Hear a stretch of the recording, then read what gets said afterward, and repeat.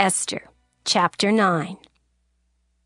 Now in the 12th month, that is the month Adar, on the 13th day of the same, when the king's commandment and his decree drew near to be put in execution, in the day that the enemies of the Jews hoped to have power over them, though it was turned to the contrary, that the Jews had rule over them that hated them.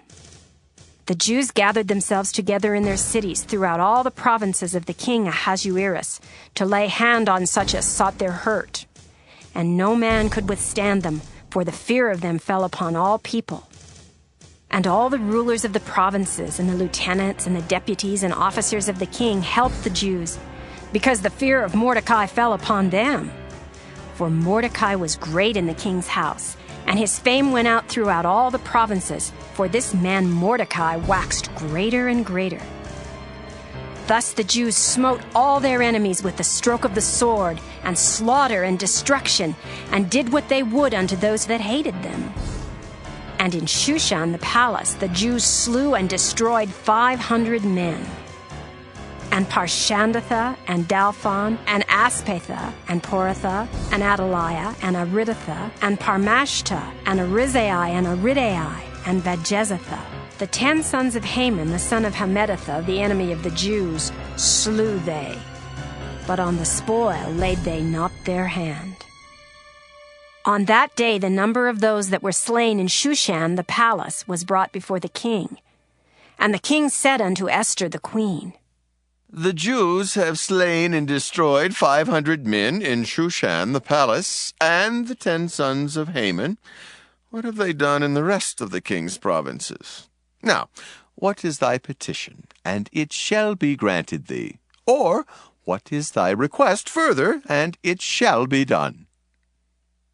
Then said Esther, If it please the king, let it be granted to the Jews which are in Shushan to do tomorrow also according unto this day's decree, and let Haman's 10 sons be hanged upon the gallows.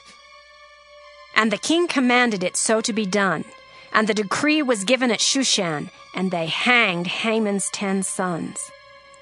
For the Jews that were in Shushan gathered themselves together on the 14th day also of the month Adar, and slew 300 men at Shushan, but on the prey they laid not their hand.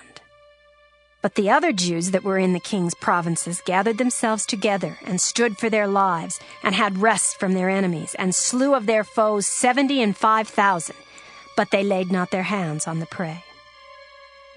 On the 13th day of the month Adar, and on the 14th day of the same, rested they, and made it a day of feasting and gladness. But the Jews that were at Shushan assembled together on the 13th day thereof, and on the 14th thereof, and on the 15th day of the same they rested, and made it a day of feasting and gladness.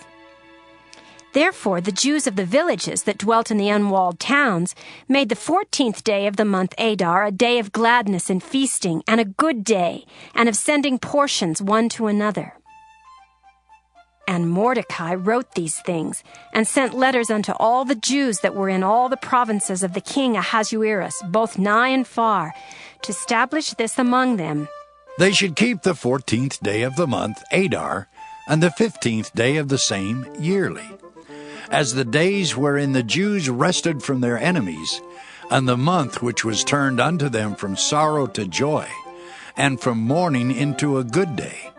They should make them days of feasting and joy, and of sending portions one to another, and gifts to the poor.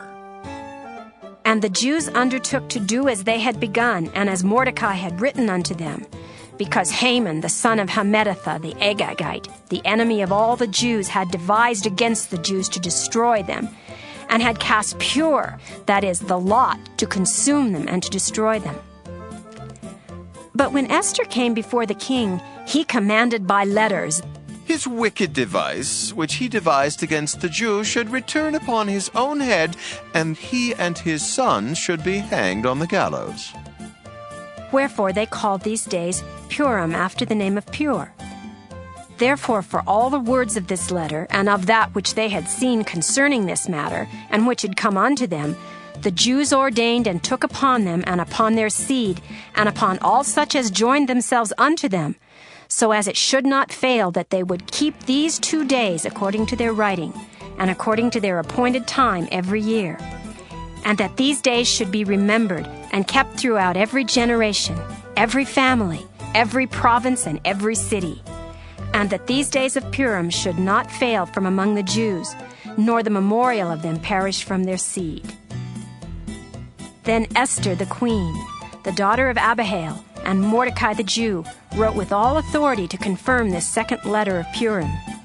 And he sent the letters unto all the Jews to the 127 provinces of the kingdom of Ahasuerus with words of peace and truth, to confirm these days of Purim in their times appointed, according as Mordecai the Jew and Esther the queen had enjoined them, and as they had decreed for themselves and for their seed the matters of the fasting and their cry.